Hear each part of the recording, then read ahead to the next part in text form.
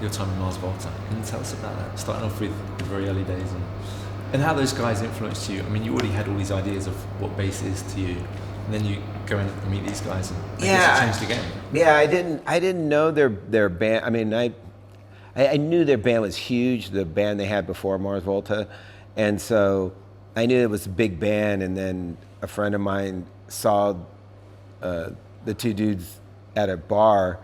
They saw Omar and Cedric at this bar, and they were looking for a bass player, and he said, "You should take my bass player," because I was in a band called Distortion Felix with this friend of mine. And so they said, "Oh, all right, why do you think he would be good for us?" And he's like, "Well, because he has all the kind of gear you guys are into, vintage stuff. He knows how to play." He never told them I was 10 years older than them, but so I went and I auditioned, and I was the only one auditioning, and I got it, and I fit right in, and I played really well with John, the drummer, and like-minded people, when we're all Latino, and I don't know, it was a really special time. I think in those first 3-4 years of the band, it was like special. I just only got better playing with John as the drummer, and I think those were the best years, were those first 3-4 years. After that, it was always like different drummers, so it was a completely different sound. It just wasn't as, almost, I want to say, as organic as it was in the earlier days, but it was still definitely challenging. I mean, I think for me, really, like, I believe that I'm like an innovator in a sense that, like, I'm bored doing anything else. I'm constantly trying to find something new to do with the instrument and the sound, and they are like-minded guys. They're always kind of stretching the boundaries. Like, I'm just not a retro dude. I mean, I'm retro in the sense, like, when it works or whatever, but like, I'm always trying to flip stuff. So like that's why I'm so into effects. Like, I got bored playing straight bass, so I started adding effects. I can still play straight bass, and I can still play flat wound bass and straight into the amp, but I also like to layer things with sound. So at some point, maybe I'll just get completely bored and play another instrument. But at this point, effects have kept me in the bass game for right now. Right. Yeah. And how does that work when you're playing with a drummer with effects? Because it works and it doesn't work. I mean, I think a prime example when it works is when I do these records called Vato Negro, which is just me and a drummer. So there's nobody else around, so I can own the full spectrum, and my sound is this big. When you play in a band, you're mostly in the low end near the bass drum, but when it's just me and Vato Negro, I can cover every spectrum, so my sound gets giant in that, which is really cool. But like in a more traditional band sense, prime example, Mars Volta had this jam called the Helicopter Jam, and it's me hitting one note, going through my fuzz that goes into my micro synth, that goes into my tremolo, my tremolo. And then it chops it up like a helicopter. So it's da da da da da da da da, and that's a timepiece. That's da da da da. And the drummer John at the time, John heard it, and he's like, "Oh, let me play to that." And then so there's the effect causing the jam and the creation of it. Yeah. And then some things like are more subtle, like chorusing or vibrato or phaser. I used all those a lot in Mars Volta. But yeah, like delays are really weird because you have to time it so it fits, because you're the anchor of time with the drums. Delays can throw you out and throw the time off. So delays, I would just use either in a rhythmic pattern, or I would just use it at ends of songs to just like give a big delay swell. Or I would use it with volumes, when the volumes swell into the delay so it sounds more like a cello.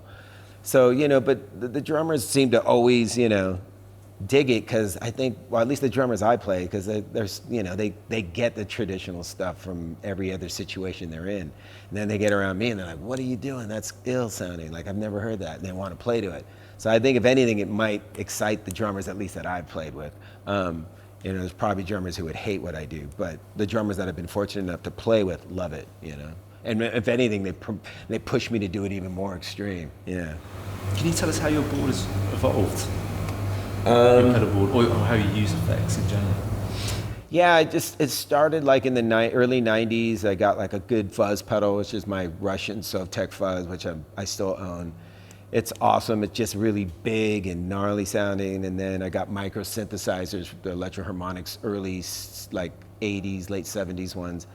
I own a few of those. Those are just to make your bass sound like a synth almost, and with fretless, it's like in a synth, like if you have a Moog synthesizer and you hear guys rock it, guys who really know how to rock it, they'll be hitting notes and they can use the wheel to bend the notes. So it's wham, wham, you know, so it's all these in-between notes like this. It's not fretted where it's getting chopped up into notes. You know, like when you play the synthesizer this way, then yes, it's straight notes and it's chopped up. But when you start incorporating the wheel, real funky style, like Parliament style or Funkadelic style, you can just get more expression. So the fretless is the natural instrument to the effects in my head. And so I just started like exploring it, making it more sound more like a synthesizer, and then just other things. I would just go for weird sounds that I never heard on records. And as long as you're sitting in the low end, you'll be cool. And so that's kind of where I just took off. So the Vato Negro records were like that, and my couple of Big Sur records I did, where I really started incorporating it into the sound. And then when I met the Mars Volta dudes, that's like, you know, Omar had like, you know, 300-400 pedals when I met him, and I had probably like 50, 60. So I thought I had a ton, and I was like, yeah, if you want to borrow any of my pedals. And then I went to his studio, and I'm like, oh, I'm an idiot. He has like 300-400 of them. And so we just kind of like would go back and forth. You know, he introduced me to the Boss Vibrato VB2. I gave him a space station, which Digitech made. I gave him one of those. So we would always like go back and forth. He gave me a ring modulator, and then I'd give him, you know, whatever. We would just and they help each other explore. And you know, and I've just been fortunate enough to be in situations where I could do this. You know, a lot of situations aren't going to let you do it. So I think now it just makes logical sense that I would have a website about it, because nobody has my experience. Like, I literally think I'm one of the only dudes who's ever been able to just, somebody goes, go bananas. I went bananas, and I have all this experience in what works and what doesn't work. So that's why I created the website, you know, to help others. I mean, you know, who aren't going to have the opportunity to do a situation where it's just built around affected wildness, you know. And how does your tone come into that from your bass? I mean, are you able to retain some of the touch and the control you have with your fingers? Does that still come through after it's done? Yeah, definitely. But, you know, again, like you're going to give some of it away. Like, I don't own a Federa. I don't own a $15,000 bass. I don't own a $10,000 Warwick. I don't know how much this is, but I'm just saying, like, so like I own like Fender basses that are cheap, and so it just doesn't really matter. You know, your pure tone is just an idea. Like, to me, it's like my tone is coming from what I take from the pickups into the effects. That's my sound. So it's not like, oh, it's just pure that. It's like, I'm not thinking of it that way. So the effects are as much the instrument. Yeah, for sure. I mean, it's the sound. I'm trying to transcend it. I don't want it to be standard or straight. Like, if I owned Jonas Hellborg's bass, I would probably just go straight into the amp all the time, because it's just such a beautiful sounding instrument.